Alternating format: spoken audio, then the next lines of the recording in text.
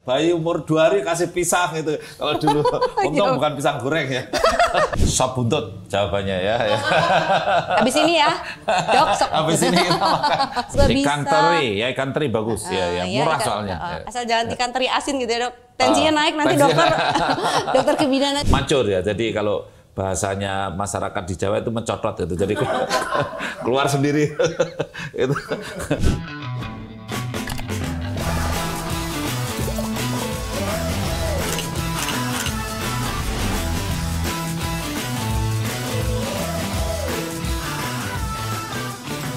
Assalamualaikum warahmatullahi wabarakatuh, sahabat muda, keluarga muda yang luar biasa.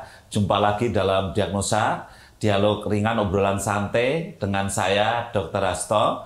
Dan hari ini ada tamu istimewa ini, dokter ahli gizi klinis lagi. Ini Dr. Maria.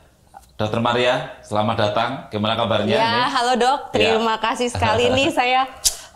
Sangat spesial, merasa sangat spesial kali ini bisa diundang di podcast dokter yang luar biasa ini. Sudah saya lihat nih beberapa podcast sebelumnya dan terima kasih. Ini ada sahabat-sahabat muda, keluarga muda ya. Ada hal yang sering disepelekan, padahal masalahnya sederhana, yaitu tentang gizi. Jadi kalau keluarga muda, sahabat muda mau hamil, itu kadang-kadang tidak memperhatikan sebetulnya memenuhi syarat nggak sih istri saya ini mau hamil atau mungkin mau nambah anak lagi, itu seperti apa kondisinya. Nah ini hadir Dokter Maria yang ahli gizi. Ini dokter akan kita tanya-tanya nih dokter ya. Ini saya udah dapat pertanyaan banyak dari boleh dok mereka ini kan saya catat ini. Di antaranya mereka ini kan tidak tahu dokter ya. Jadi gimana kalau mau hamil itu sebetulnya yang harus diperhatikan apa? Terutama ya perempuan, tapi juga tidak ketinggalan para laki-lakinya gitu ya. Mungkin dokter bisa kasih tip-tipnya seperti apa. Baik, terima kasih dok. Jadi intinya harus paham dulu. Biasanya kan kalau hamil berarti sudah orang dewasa. Tapi ini harus paham dulu bahwa targetnya adalah supaya kehamilannya sehat dan pastinya anaknya ya dok ya. Anaknya ini nanti bagaimana gizinya baik, pertumbuhan perkembangannya agar suatu ketika dia kan menjadi manusia dewasa yang sehat. Dengan kata lain harus direncanakan kehamilan kan begitu. Benar, jadi karena dok. Jangan ada hamil yang tidak direncanakan. Kan ini tadi kan nasihatnya Dokter Maria kan harus tahu ini nanti anaknya biar sehat dan seterusnya. Jadi harus benar-benar terencana. Nah, terencananya termasuk diantaranya memperhatikan asupan gizi. Kita kan sehari-hari karena sudah otomatis ya udah kita lapar kita makan. Tetapi hal yang sepele ini penting sekali perannya untuk kelak ya, untuk seorang yang akan hamil. Hamil ini berarti kan yang hamil perempuan, tetapi menjadi hamil berarti kan ada interaksi perempuan dan laki-laki. Jadi otomatis yang menyumbangkan semua itu berasal dari si calon bapak dan juga calon ibu pastinya. Sekarang ini kan begini, ada program nih ya, ada program kalau mau nikah itu istri harus diperiksa dulu, calon istri harus diperiksa dulu. Bapaknya calon suaminya calon suami juga harus diperiksa. Nah, sebelum nikah dan otomatis sebelum hamil kan. Jadi kalau program yang ada sekarang ini kan seperti perempuannya itu harus diperiksa dulu HB-nya, kemudian lingkar lengan atasnya, kemudian juga tinggi badan, berat badan. Nah, mungkin Dokter Maria bisa sedikit memberikan tipnya juga. Kalau perempuan-perempuan remaja ini yang sebelum hamil tuh apa yang harus diperhatikan, gizi seimbangnya apa itu? Jadi gini, gizi seimbang itu sebelum kita bicara gizi seimbang, kita tahu dulu status gizi kita. Status gizi kita. Paling gampang yaitu dengan mengukur berat badan dan tinggi badan. Cara ngitungnya, ngitung indeks massa tubuh rasanya bisa dicari di internet lah sendiri, langsung hitung. Begitu juga dengan bapak-bapak. Kenapa kan kita perlu kualitas sperma yang baik ya dok? Betul. Jadi jangan sampai terlalu besar, terlalu overweight, terlalu obes, kemudian lagi jangan sampai lagi ada paparan-paparan rokok, alkohol gitu ya, minyak, lemak, sumber lemak yang tidak esensial. Lemak itu dibutuhkan sekali, tetapi jangan yang tidak esensial masuk ke tubuh kita. Ini berlaku untuk laki-laki dan perempuan. Kemudian pastikan yang dikonsumsi adalah bahan-bahan yang mengandung gizi seimbang. Nah, gizi seimbang ini hal sepele dok, selalu digembar-gemborkan. Biasanya orang taunya 4 sehat 5 sempurna kalau dulu ya. Sekarang udah kita nggak pakai itu. Gizi seimbang. Bukan jadi lagi 4 sehat 5 sempurna, enggak cukup ya. Bukan seimbang kemudian ditimbang jadi sama semua ya, sama rata enggak. Tetapi yang namanya seimbang itu apa yang tubuh kita butuhkan itu yang harus seimbang dikonsumsi dari luar. Otomatis keseimbangan ini setiap orang beda-beda, beda laki-laki dan perempuan, beda usia, beda tinggi badan. Jadi akan berbeda. Tetapi pada prinsipnya yang namanya gizi seimbang harus memenuhi makronutrisi dan mikronutrisi yang baik. Ya, itu keluarga muda harus tahu, harus dicatat betul ya. Ada makronutrisi, ada mikronutrisi. Dan tadi Dokter Maria sudah bagus sebelum hamil harus dicek-cek ya, dokter ya. Jadi ada tinggi badan, berat status badan, nutrisi gitu. Namanya. Ada indeks massa tubuh, bener, gitu ya. Itu status paling nutrisinya gampang, harus tahu ya. Iya. Sekarang mungkin dokter kalau misalkan ya ada orang mau nikah tapi lingkar lengannya kurang dari 23,5 atau indeks massa tubuhnya kurang dari 18,5 misalnya begitu. Kalau saran Dokter Maria bagaimana ini untuk orang yang ini mau hamil nih orang itu? Ya. Kan kalau mau hamil berarti sudah baik gitu ya, sudah terencana, sudah oke niatnya. Nah, sambil niatnya ini dijalankan, otomatis asupan nutrisinya diperbaiki. Kadang-kadang itu periksa dulu ke fasilitas kesehatan. Kalau dokternya, dokter obsginnya mungkin, atau mungkin bidannya, atau dokter yang di puskesmas bilang, Ibu, tolong perbaiki dulu status nutrisinya. Mungkin dikasih waktu 1, 2, 3 bulan. Nah, ini saatnya. Bukan berarti kemudian si ibu yang 18,5 indeks massa tubuhnya langsung tiba-tiba harus gendut. Enggak. Tetapi dibenerin dulu semuanya. Dan menjadi perhatian, kita biasanya hanya melihat orang dari posturnya kurus mungkin ya dok. Hati-hati juga sama yang berat badannya tampak ideal atau berat badannya mungkin berlebih, karena bagaimanapun kekurangan nutrisi tertentu atau defisiensi tidak mutlak hanya terjadi pada yang kurus-kurus. Bisa jadi yang berlebihan badannya ternyata dia juga defisiensi nutrisi tertentu. Nutrisi tertentu tadi bisa dari makronutrisi atau mikronutrisi. Nah, ini pertanyaan berikutnya Dokter Maria ya, ini pesanannya udah banyak banget ini. Terus contoh gizi-gizinya itu seperti apa? Gizinya, ini lucu contoh ya, gizi-gizi. Karena saya bukan ahli gizi. Ya. Contoh nutrisinya, tadi kita sudah menyinggung. Kan ada makro, ada mikro. Ada makro, mikro. Contoh konkretnya itu, kalau saya kegemukan harus apa yang dihindari, kemudian kalau saya kekurusan atau anemia itu misalkan harus apa yang harus contohnya makanannya, dokter. Baik, kalau kita makan biasanya orang udah pada tahu, ada yang sudah oke dok saya ngitung kalori. Nah kalori ini bukan semata-mata kemudian dihitung di total 1.500 oke, tetapi kalau 1.500-nya ini dominan datangnya dari karbohidrat, ini berarti kan sudah tidak memenuhi gizi seimbang. Jadi kita kenali dulu makro dan mikronutrisi. Jadi kalau kalori misalnya sehari 1.900 atau 1.500 itu sebaiknya itu tidak bersumber dari satu yang makanan. Dominan, yang dominan misal nasi gitu ya. Nasi kan kalorinya udah tinggi sekali gitu. Iya benar. Yang nasi betul pakai lauknya mie gitu ya dok. Nasi lauknya mie terus tambah kerupuk. Tambah jangan kentang. Iya, berbeda jenisnya tapi sama kelompok nutrisinya gitu ya. Tadi sebaiknya gimana? Memenuhi kalori gimana? Kita kenali dulu dari total kalori itu kita kenali bahwa harus terpenuhi dari makro mikro. Yang namanya makro berarti besar. Jadi yang bisa kita lihat dengan mata kepala jumlahnya ada. Jadi dari karbohidrat, dari lemak. Jadi tetap butuh lemak ya, tapi bukan berarti habis ini dikatakan butuh lemak makanlah makanan yang digoreng sebanyak-banyaknya. Wow, bukan seperti itu. Jadi butuh karbohidrat, nasi, misalkan, nasi umbi-umbian mungkin, jagung bisa ya. Jagung bisa. Ya, lalu lagi lemaknya dari mana? Nah, lemak ini harus esensial. Jadi bukan berarti yang dari minyak utuh, enggak. Lemak itu kadang-kadang dari misalnya buah alpukat ada lemaknya. Ikan. Kelapa juga ada lemaknya, santan. Ya, tapi lemak yang tidak esensial ya. Tidak esensial. Oh, ini penting. Ini sahabat muda penting loh. Lemak esensial itu yang seperti apa? Jadi, dari apokat ya. Ya, kemudian dari ikan laut dalam gitu ya. Ikan laut dalam. Orang taunya salmon, dok. Tapi kan kita ini luar biasa. Yang murah apa dokter? Iya luar biasa laut kita. Jadi ada ikan kembung, ada ikan tuna, itu yang mudah dijangkau sebenarnya. Tidak harus yang mahal-mahal. laut dalam itu tidak harus dalam sekali. Maksudnya harus nyelam dulu gitu ya.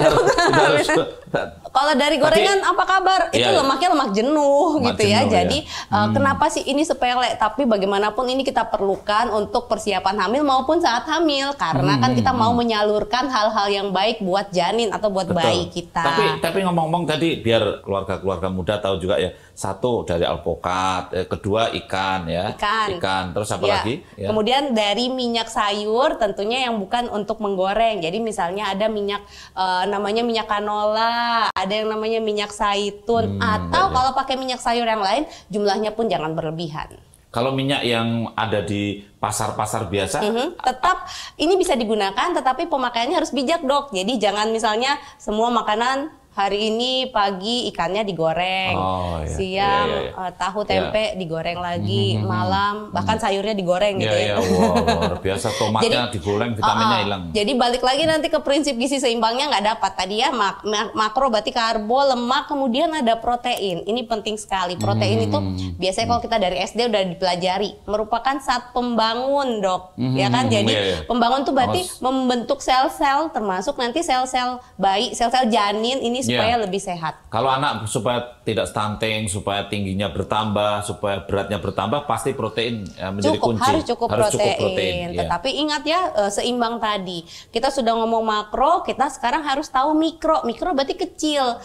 Kecil bukan berarti disepelein, enggak. Kecil berarti jumlahnya hanya kecil aja gitu, Dok. Biasa kita tahu vitamin C jumlahnya hanya 70 sampai 90 miligram. Kalau yang gede-gede tadi kan dalam bentuk gram ya jumlahnya. Tapi kalau yang kecil-kecil kadang nggak kelihatan. Tetapi dia kadang-kadang nebeng nih, namanya mikro berarti vitamin dan mineral. Jadi kadang-kadang nebeng di makanan-makanan yang kita konsumsi. Misalnya kita konsumsinya sayur, kita konsumsinya nasi, putih telur, ikan, tahu, tempe. Ini walaupun nasi karbohidrat, walaupun putih telur, ikan, tahu, tempe itu sumber utamanya protein, tetap dia membawa unsur-unsur mikro yang lain. Iya. Jadi ini bagus ya, perlu kita perhatikan. Tadi lemak sudah jelas, kemudian setelah itu protein, dan protein itu ada juga di ikan, ada di telur ya. Tidak harus yang tahu, tempe, dan tidak harus mahal-mahal. Karena protein untuk menyusun sel-sel tubuh kita biar anak kita tumbuh berkembang. Apalagi hamil kan butuh perkembangan janin. Juga, banyak gitu ya, butuh sel pertumbuhan sel yang pertumbuhan selnya cepat sekali. Tapi kan ada banyak nih ibu-ibu yang mau hamil ternyata diperiksa itu kadar vitamin D-nya kurang, misalnya itu yang mikronutrien tadi. Mikronutrien ada vitamin C-nya kurang, ada asam folatnya. Nah, mungkin dokter bisa menjelaskan ini apa hubungannya nih, pengaruhnya kalau misalkan kekurangan vitamin D, kekurangan asam folat, apakah ada pengaruhnya pada ibu hamil terus nanti kepada anaknya?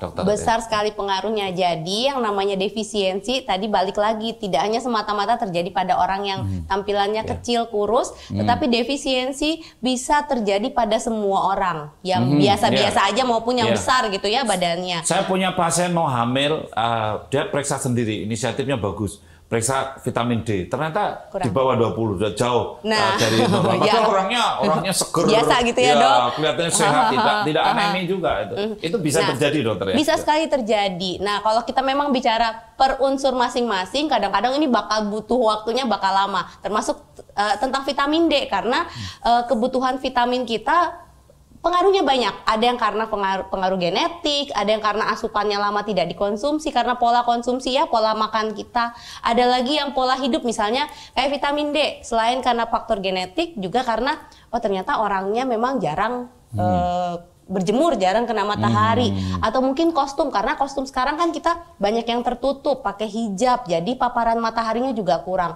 Ini yang bisa menjadi perhatian gitu ya.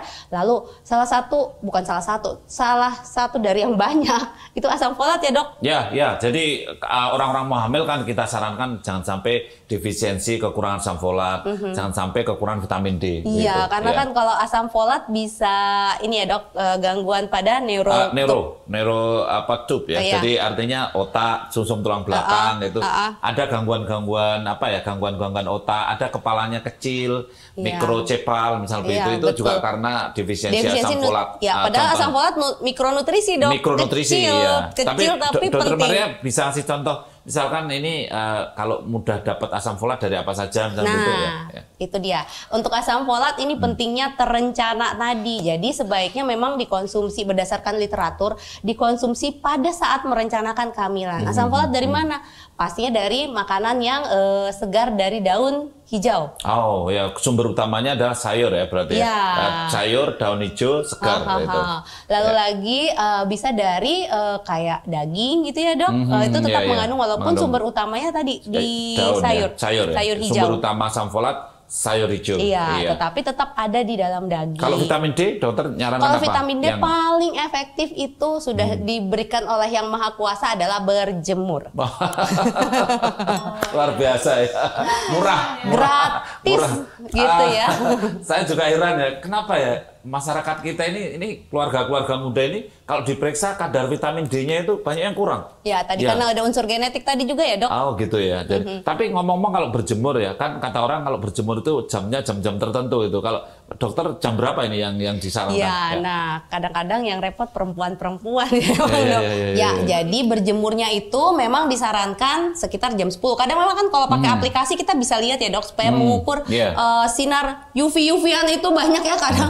Orang kalau perempuan-perempuan apalagi nggak mau dong kulitnya jadi rusak gitu ya. Jadi ada juga yang kurang tepat gini dok berjemurnya tapi pakai sun protector apa? Oh, ada SPF-nya, sunblocknya. Nah, itu mah paparan vitamin D-nya, paparan matahari yang mengaktifkan vitamin D jadi nggak tercapai. Lalu perlu hati-hati juga. Kadang-kadang udah berjemur sampai gosong kok vitamin D-nya tetap kurang. Karena memang ini ada unsur tanda kutip mungkin takdir kita gitu ya. Ya, jadi mungkin ada bawaan faktor gen. Jadi kalau memang ada kesempatannya boleh periksa, tanyakan ke dokter yang memeriksa dokter Obgyn gitu. Saya perlu nggak periksa vitamin D atau mau kadang ada yang periksa mandiri gitu ya dok? Ya banyak sekarang pinter-pinter kok ini anak-anak muda remaja pinter-pinter. Oke. Kemudian hasilnya bagaimana? Konsultasikan ke dokter. Kalau insufisiensi alias antara 20 sampai 30 kadang berbeda untuk suplementasinya dengan yang di bawah 20 atau defisiensi. Ini baru vitamin D loh tentang defisiensi gitu ya. Ini ilmunya tinggi loh. Ada insufisiensi, ada defisiensi ya. Kalau ini masyarakat ini nggak ngerti ini. Jadi intinya kalau udah periksa tetap harus konsultasikan lah ya ke dokternya. Itu hebatnya dokter. Tadi tetap harus ada konsultasi. Tapi tadi dokter Mane bagus ya menyampaikan bahwa kalau diperiksa kadar vitamin D-nya, kalau nanti angkanya antara 20 sampai 30, itu namanya insufisiensi. Itu treatmentnya beda. Ya, sama yang dengan yang defisiensi ya. Betul. Defisiensi itu yang kurang dari 20, artinya kurang banget itu ya. Ada yang kurang dari 10 dong. Ada yang kurang dari 10 ya. Ini luar biasa ya. Jadi sahabat muda, keluarga muda, Anda dapat ilmu baru hari ini bahwa ternyata kalau mau hamil itu tidak hanya cukup berat badan, tinggi badan, lingkar lengan atas sama HB, anemi tidak, tetapi vitamin D jangan lupa. Saya sebagai dokter kebidanan, dokter, itu kalau vitamin D-nya kurang, plasentanya jadi tipis, jadi plasentanya tipis, kemudian aliran makanan dari ibu ke bayi jadi kurang sukses, karena gitu. Iya dok, plasentanya tadi karena ya, plasentanya sama tipis, itu akhirnya bayinya jadi tidak tumbuh dan berkembang dengan baik. Iya, jadi padahal orang taunya tulang dan gigi loh dok zaman dulu. Itu kan taunya pokoknya kalau vitamin D untuk tulang gigi, tapi itu kan juga kalsium juga dokter ya. Iya, jadi memang berkembang ilmu ya. Betul ya. Sekarang gini ya, kalau ada ibu hamil, mau hamil, sudah hamil itu ya, itu kan sekarang nih menu wajibnya kalau obat biasanya vitamin yang diberikan oleh dokter itu tambah darah, kemudian asam folat, kemudian kalsium. Nah ini tadi kalsium, asam folat sudah, tambah darah ya tentu dokter sudah zat besi ya, ada di sayur mayur ya dokter ya. Daging, biasanya dari daging ya, dari hewani, dari telur dari ya. Yang paling ini apa dokter untuk tambah darah? Daging merah sebenarnya paling efektif. Ya, daging merah ya. Daging merah itu kaki 4 misalnya gitu ya. Iya, daging sapi gitu ya. Tetapi memang jumlahnya juga bukan kemudian setiap hari daging sapi. Ya, terus menerus rendah terus ini. unsur kesehatan yang lain jadi terganggu. Iya. Jadi berdasarkan rekomendasi kalau ternyata udah makan daging sapi atau kadang-kadang ati ayam mungkin ya dok. Oh ati ayam. Ya, ati ayam. Juga itu zat besinya cukup baik. Tapi udah makan ternyata yang naik kolesterol HB-nya nggak naik-naik. Nah ini harus ke dokter segera ya. Itu masalah itu.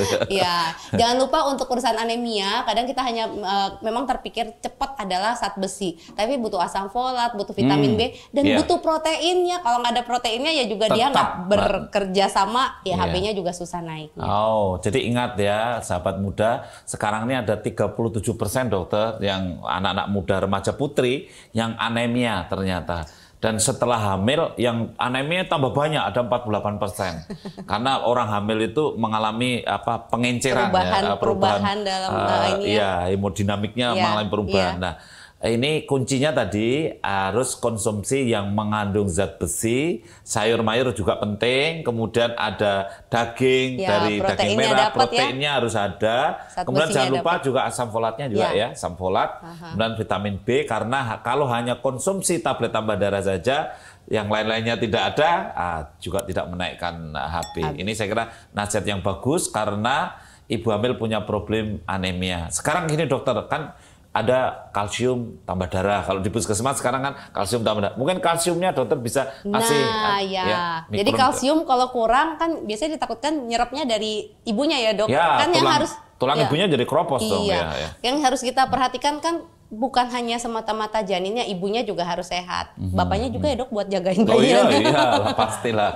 Bapak kalau nggak sehat nggak bisa menghamili. Oke. Kalsium ini untuk ibu hamil jumlahnya sedikit lebih tinggi dibandingkan kalau tidak hamil. Jadi sekitar 1000 sampai 1300 mg per hari. Dapatnya dari mana? Orang taunya dari susu. Boleh dari susu, tetapi biasanya orang Asia termasuk kita orang Indonesia kadang minum susu itu jadi diare, mungkin karena faktor laktos intolerance.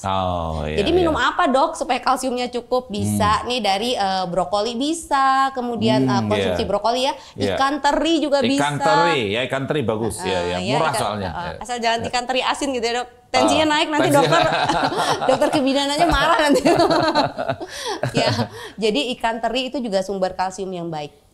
Kalau ternyata tetap tidak suka, ya sudah mungkin periksa. Tadi tujuannya kan periksa kita untuk tahu ya ada perubahan-perubahan apa, perlu disuplementasi atau tidak.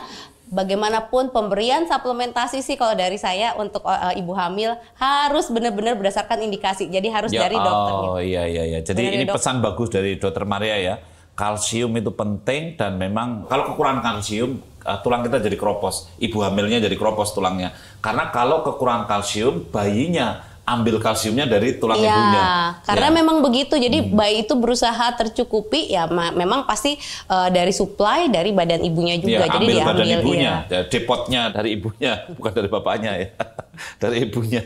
Ini luar biasa. Tapi satu hal yang penting digarisbawahi bahwa kalsium tidak mahal. Bisa didapat dari makanan-makanan sepele yang ada di sekitar kita. Kalau Anda itu tidak bisa minum susu, pun masih bisa dapat kalsium dokter ya. Dari makanan brokoli, kemudian dari ikan teri. Wah, luar biasa. Kenapa ikan teri itu banyak kalsiumnya? Karena tidak ada orang makan ikan teri, tulangnya dibuang, nggak ada. Pasti dimakan sama tulangnya. Ya. Jadi karena, ya kan dokter ya. Jadi kan, repot. Ya, kenapa banyak kalsiumnya? Karena ada tulangnya kan gitu ya. Jadi atau mungkin mau kurus gitu ya dok, supaya ada kerjaan. Itu kurang kerjaan namanya. Jadi makan ikan teri itu pasti sama tulangnya, sehingga akhirnya kalsiumnya masuk. Anda goreng telur tapi kemasukan kulit telur juga bisa jadi kalsium juga dokter ya. Tapi sumber kalsium itu banyak ya, banyak sekali. Makan, ada ya orang yang makan tulang rawan atau makan ayam itu sama tulangnya di presto itu gimana itu? Boleh. Itu juga ada kalsiumnya dokter. Yang penting jangan sampai kesangkut ya dok. Jadi kalau tulang di presto kemudian dimakan itu juga mengandung kalsium ya. Ini tapi jangan sampai kenyang dari tulang, lupa dagingnya ya. Iya baik dokter. Jadi tadi sudah banyak yang kita bahas terkait dengan mikronutriennya. Kemudian mungkin dokter bisa ngasih informasi bahayanya kalau orang hamil gizinya tidak terpenuhi. Mungkin dokter bisa memberikan informasi kepada keluarga-keluarga muda yang mau hamil. Bahayanya apa saja kalau seandainya gizi itu tidak terpenuhi selama hamil ya. Oke, baik. Jadi pada saat merencanakan kehamilan, mulai dari sebelum hamil, dari pihak laki-laki dan maupun perempuan, penuhilah apa yang namanya standar tubuh kita, standar nutrisi tubuh kita. Paling gampang ya cari tahu tentang gizi seimbang. Lalu gizi seimbang saat kita sebelum hamil sama gizi seimbang saat kita saat hamil itu juga akan berbeda. Mungkin berbeda lebih ke arah komposisinya. Paling gampang ya gini. atur yang namanya piring sehatku. Setengah porsi dari asupan makanan kita itu berasal dari sayur dan buah. Seperempatnya dari sumber karbohidrat, kemudian seperempatnya dari lauk pauk sumber protein. Ini harus cukup dulu supaya kita bisa evaluasi sebenarnya kekurangannya ada di mana. Apakah kekurangannya dari utilisasi dari tubuhnya atau kekurangan memang dari komposisi makanannya. Kalau kurang, otomatis kan ada risiko-risiko defisiensi. Defisiensi ini yang case by case mungkin bisa berbeda. Tetapi pada perjalanan selama hamil bisa nih ibunya jadi kekurangan nutrisi, otomatis ini beresiko ke janinnya. Kalau dari jangka panjang jumlah makanannya nggak cukup, berarti kan terjadi defisiensi hampir seluruh zat gizi. Suplai ke janinnya jadi tidak maksimal. Ini di luar kalau misalnya dokter obgyn atau bidan periksa mungkin ada gangguan-gangguan kayak di plasenta gitu ya dok, dari tali pusar gitu ya dok. Kalau ada gangguan-gangguan itu kan juga merupakan gangguan suplai gitu ya. Tapi intinya harus sehat dulu dari makanannya. Lalu bertambahnya usia kehamilan itu kan bisa jumlah makanan akan bertambah sedikit sebenarnya kebutuhannya. Nanti saya akan jelaskan berapa tambahnya, tetapi intinya kalau kita kekurangan, defisiensi, ini ada resiko. Bisa jadi anemia, berarti penyulit kehamilan. Bisa jadi kemudian gula darahnya tidak stabil, ini juga dari penyulit kehamilan. Janinnya juga bisa jadi berkembangnya jadi tidak sesuai gitu ya dok, sesuai usia kehamilannya. Lalu yang paling penting adalah bagaimana supaya janin ini, oke dia tumbuh sesuai usia kehamilan sehat, tetapi bagaimana supaya nanti dia setelah lahir ini jadi bayi, kemudian anak jadi remaja usia dewasa yang sehat. Pastinya unsur-unsur nutrisi ini sangat dipengaruhi selama proses masa kehamilan 9 bulanan ini. Jadi jangan lupa kadang-kadang ibu hamil masih banyak yang gini, saya makan untuk 2 gitu ya dok, padahal enggak. Hati-hati, kita ibu hamil itu bukan makan buat 2, tetapi adalah makan untuk keseluruhan kebutuhan tubuhnya, bukan untuk 2. Karena gini, kalau secara literatur sebenarnya tambahan nutrisi saat hamil itu nggak banyak-banyak banget, bukan jadi dua kali lipat piringnya gitu ya, porsinya. Untuk berdasarkan angka kecukupan gizi orang Indonesia, trimester pertama, 3 bulan pertama itu hanya ketambahan nggak nyampe 200 kalori. Jadi sepiring nasi padang itu mungkin seperempatnya. Wow, sudah karena gini juga dokter. Jadi kalau trimester 1 itu sampai hamil-hamil 16 minggu, itu kan berat badannya juga yang naiknya sedikit sekali. Karena pertumbuhan janinnya juga kecil, sedikit sekali. Jadi tidak fokus ke arah bahkan berat badannya itu mestinya belum naiknya, mestinya belum sedikit, naik. Sedikit aja naiknya. Dengarkan kata dokter obgyn. Soalnya gini, ada ibu-ibu muda, apalagi yang belum punya pengalaman hamil itu tanya pada saya itu, dokter ini saya udah hamil 3 bulan, 4 bulan, kenapa berat badan saya nggak naik-naik gitu. Ya, dok. Panik dia, berat badannya nggak naik, malah turun gitu loh. Biasanya kalau hamil muda memang justru belum naik gitu, karena dia mual, muntah, begitu. Nah, tapi dari prinsipnya memang naiknya juga sebenarnya kan yang terjadi pesat di akhir trimester kedua dan saat trimester ketiga, benar ya dok? Setelah 28 minggu 28 minggu baru naik. Di sana kan 1 minggu naiknya bisa 500 gram ya, atau setengah kilo. Itu pentingnya berat badannya. Jadi kenaikan berat badan itu juga supaya dikontrol ya dok. Betul. Jadi tapi tadi keterangan dokter Maria ini bagus sekali, kalau sampai defisiensi misalkan jadi anemia, nanti kemudian ibunya yang hamil ini akhirnya tidak bisa mencukupkan suplai kepada anaknya karena darahnya anemi, encer gitu ya. Kemudian kalau seandainya kekurangan zat lain seperti kalsium tadi sudah diterangkan, tetapi tadi dokter Maria sudah sampaikan bahwa kecukupan ini penting, seimbang ini penting selama hamil, tetapi tidak berarti makan untuk 2 orang. Bukan makan buat 2 dok. Ini catatan yang belajar kita pada kali ini luar biasa, dokter Maria. Dokter Maria, kalau seandainya dia itu defisiensi ya, ini kita tahu ada 1000 hari kehidupan pertama ya. Nah itu mungkin ini penting sekali. Tadi dokter Maria sudah sampaikan, ini kalau misalkan selama hamil ini terjadi sesuatu maka mempengaruhi masa depannya. Nah mungkin nggak kelar-kelar ya masalahnya nanti dok, muter aja ya siklus kehidupan. Mungkin dokter Maria bisa jelaskan itu. Jadi memang kita ada yang sudah mengenal atau mungkin ada yang belum, ada istilah 1000 hari pertama kehidupan. Nah ini memang dimulai dari saat konsepsi. Jadi intinya ya berarti kalau konsepsi kan diperlukan kesehatan bapak juga pasti ya. Nah kemudian ibunya, janinnya ini harus sehat. Sampai persiapan, bahkan gini, ibu hamil itu kan juga harus menyiapkan diri saat dia nanti habis lahiran harus nyusuin kan. Nah hal-hal seperti itu yang harus diketahui, bahwa unsur nutrisi ini sepele, tetapi ternyata komposisinya, berapa jumlahnya, ini yang harus juga paling tidak punya pemahaman. Supaya tadi 1000 hari pertama kehidupan ini bisa terpenuhi dengan baik, otomatis kita mencegah stunting, mencegah bayinya kemudian lahirnya juga beratnya rendah. Cukup, gitu ya, mencegah hal-hal seperti itu. Pastinya juga mencegah penyulit untuk melahirkan buat ibunya gitu ya, supaya siklus yang namanya 1000 hari pertama kehidupan tuh targetnya supaya nanti membentuk manusia sehat yang seutuhnya. Sampai 1000 berarti kan sampai 2 tahun ya dok? 2 tahun, jadi kira-kira 1000 hari kehidupan pertama itu 24 bulan kurang sedikit gitu ya. Jadi 23 bulan full term ya.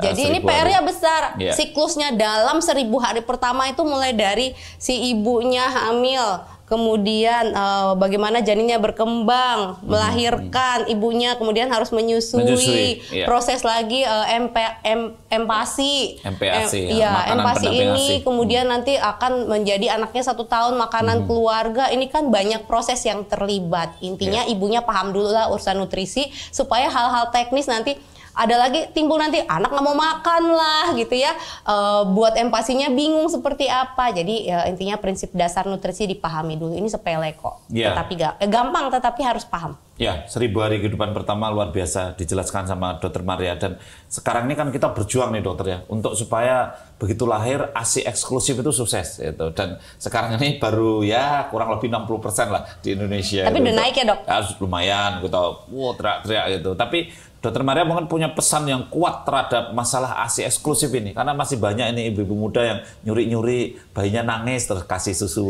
atau ASInya belum keluar kasih apa lainnya. Atau ibunya sama neneknya mungkin gitu. Neneknya provokatif gitu. Kalau saya sih zaman dulu kala gitu kan, kasih pisang gitu. Wah, bayi umur 2 hari kasih pisang gitu. Kalau dulu untung bukan pisang goreng ya.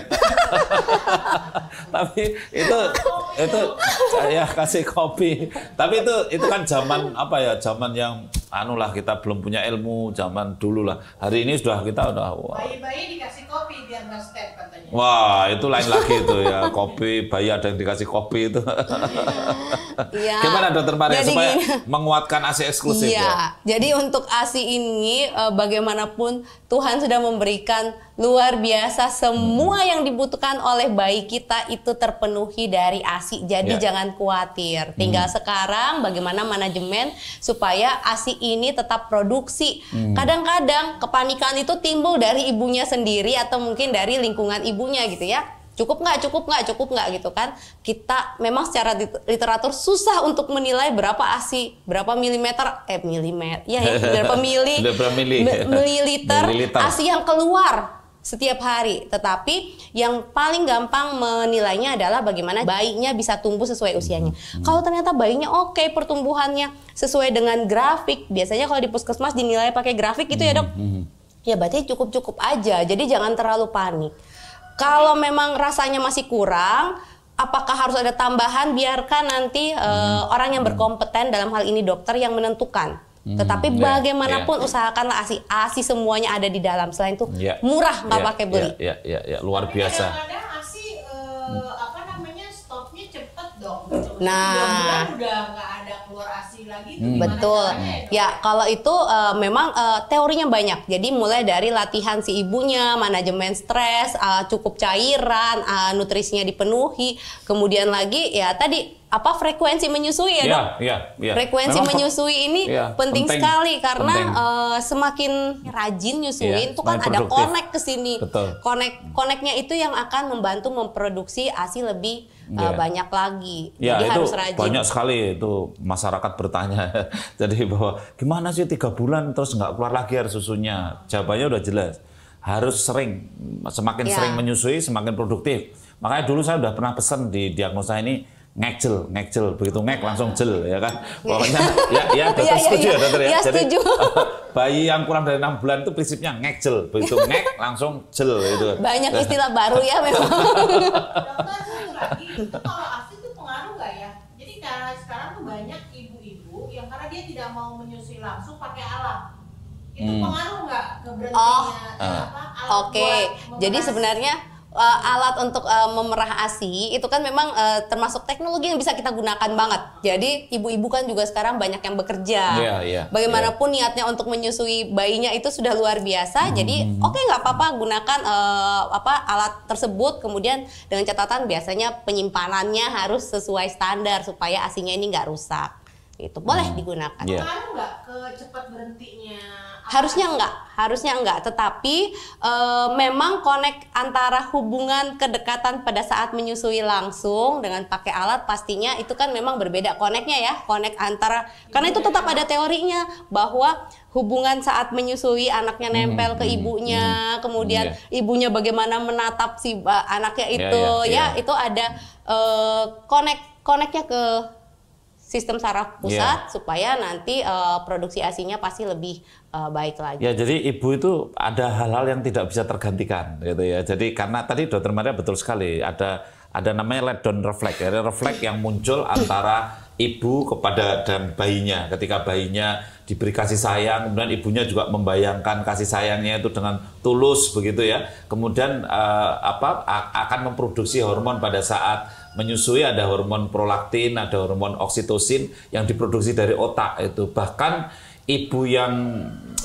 baru jalan-jalan, bayinya di rumah saja, kalau ingat anaknya itu bisa keluar hormon oksitosinnya, akhirnya ASI-nya keluar sendiri, ya keluar sendiri, mancur ya. Jadi kalau bahasanya masyarakat di Jawa itu mencotot itu, jadi keluar sendiri.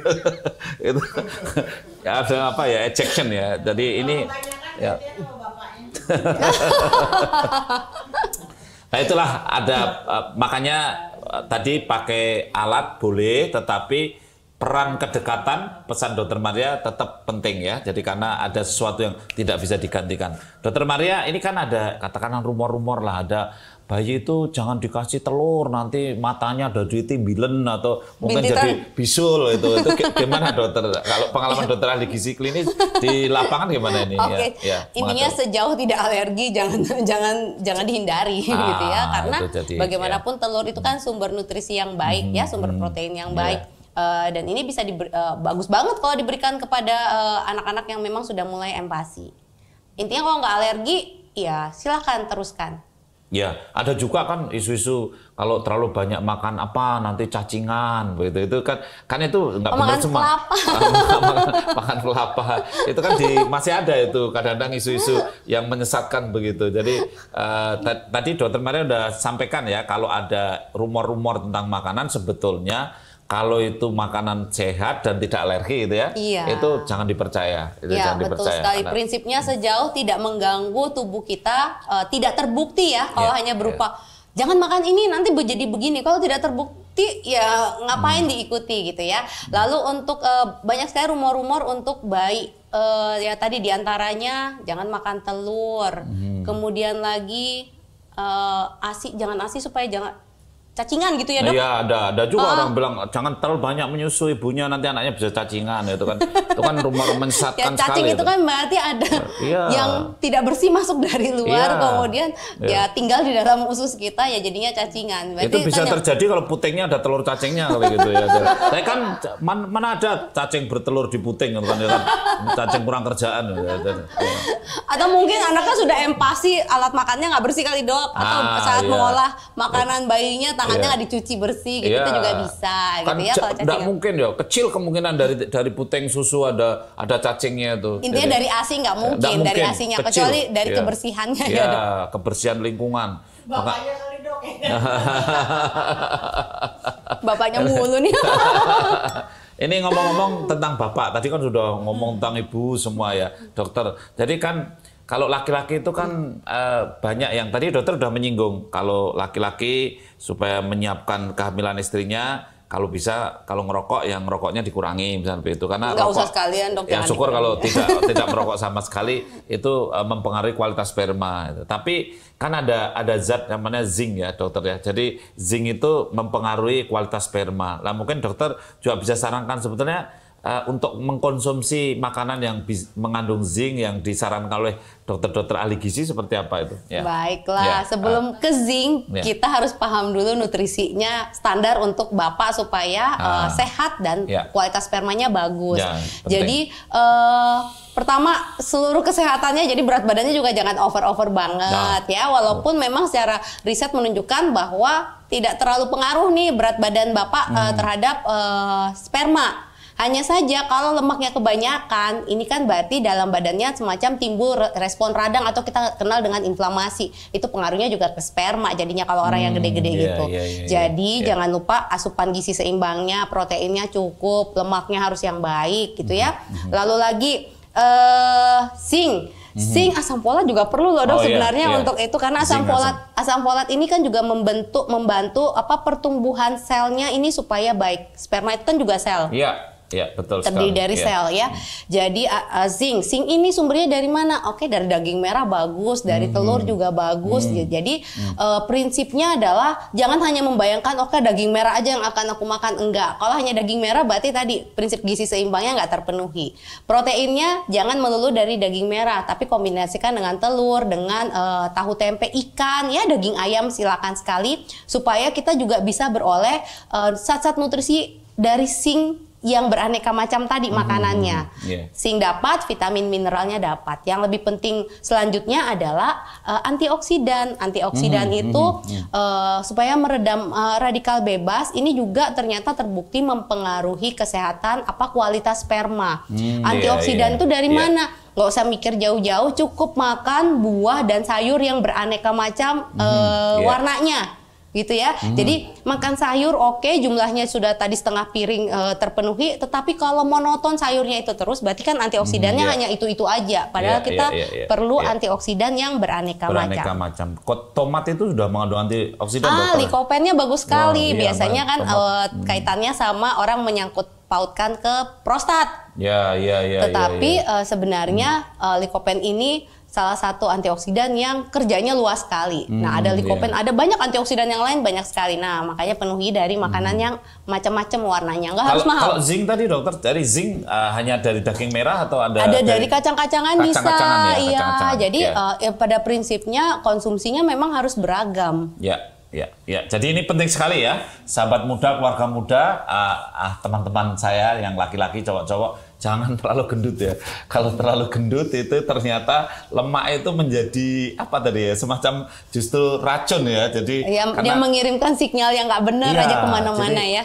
Saya pengalaman dokter ya, ini mungkin perlu dibuktikan secara riset juga bahwa memang pasien-pasien yang gemuk itu, yang cowok-cowoknya gemuk itu, kadang-kadang kita temukan spermanya kualitasnya kurang bagus. Jadi mungkin benar kata dokter tadi bahwa akhirnya gemuk ini menjadi istilahnya kontraproduktif terhadap kualitas sperma. Tetapi di samping itu ingat hal-hal yang sepele tadi, selain tidak merokok, juga konsumsi zinc, kemudian juga mengandung asam folat. Sehingga laki-laki juga sate itu ya lumayan dokter ya. Kan kadang-kadang ada kan sate daging merah berarti ya. Boleh. Tapi kalau gizi sate seimbang harus tetap ya. Tapi hati-hati kalau sate kan jangan sampai gosong-gosongnya itu ya dok. Gitu. Itu kan juga sudah nggak sehat buat tubuh kita. Jadi kalau yang enak yang gosong ya. Jadi kalau menurut dokter, kalau makan sate dibandingkan dengan makan bukan digosongkan ya, misal makan daging yang dimasak biasa gitu, tuh rendang misal begitu tuh lebih sehat kan. Dokter ngasih pilihannya susah ya, rendang sama sate. Sama-sama enak, sama-sama boleh dikonsumsi, tapi jumlahnya mungkin diatur ya. Kalau mau dapat yang ini yang oke, biasanya memang yang tidak melewati proses pemanasan yang berlebihan. Kalau rendang itu enak, unsur nutrisinya tetap ada, tetapi kan dia prosesnya lama ya kalau buat rendang itu dok. Iya, lama sekali itu ya. Kalau sate dibakar biasanya harus kita hindari yang gosong-gosongnya itu. Jadi di stick juga hati-hati kalau nggak mateng kan, tetapi gosong-gosongnya juga harus dihindari. Jadi boleh di sop ya. Stick itu yang harus yang mateng ya, yang mateng. Karena pandemi juga baiknya ya yang mateng lah. Jadi sebenarnya boleh di sop, boleh dicampur bersama tumisan gitu ya. Yang dibumbuinnya pasti enak, jadi nggak hanya makan yang direbus aja. Sop buntut jawabannya ya. Habis ini ya, dok. Habis ini kita makan sop buntut ya.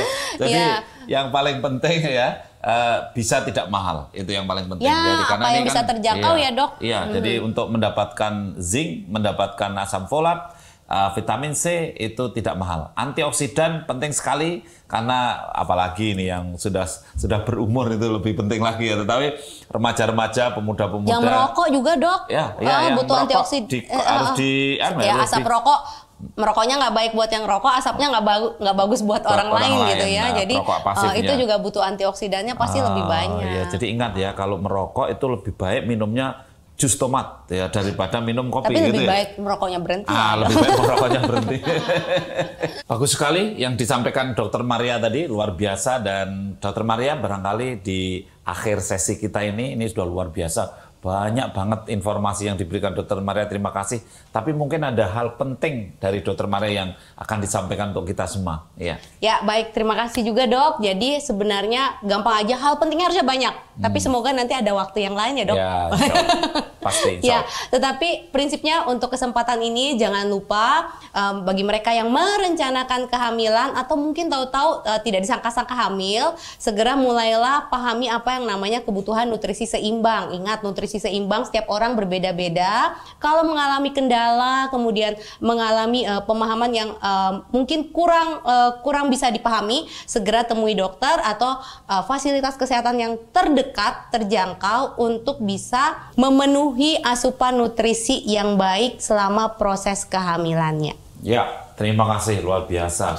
Dr. Maria sudah memberi informasi yang banyak sekali pada kita dan bermanfaat bagi yang hamil, yang mau hamil.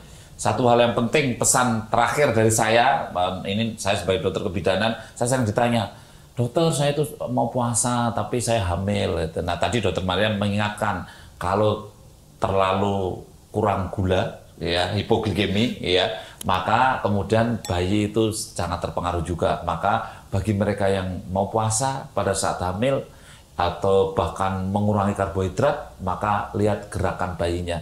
Karena kalau bayinya itu kurang glukosa, kurang gula, maka biasanya bayinya tidak bergerak atau kurang bergerak. Bayi yang sehat, bayi yang geraknya banyak di dalam perut, bergerak-gerak, tapi ya tidak geraknya banyak sekali. Tapi banyak geraknya, minimal 10 kali sehari. Tapi bayi yang kekurangan makanan, kurang asupan, maka biasanya bayinya lemah dan kurang banyak bergerak. Itu yang bisa disampaikan pada kesempatan kali ini, dan saya, Dr. Hasto dan Dr. Maria mengucapkan terima kasih. Sampai jumpa lagi di episode berikutnya di Diagnosa, dialog ringan, obrolan santai. Dan apabila ada pertanyaan-pertanyaan, boleh Anda tulis di komen di bawah ini. Terima kasih. Kita akhiri. Wassalamualaikum warahmatullahi wabarakatuh. Waalaikumsalam. Minum dokter, sambil minum dokter ya.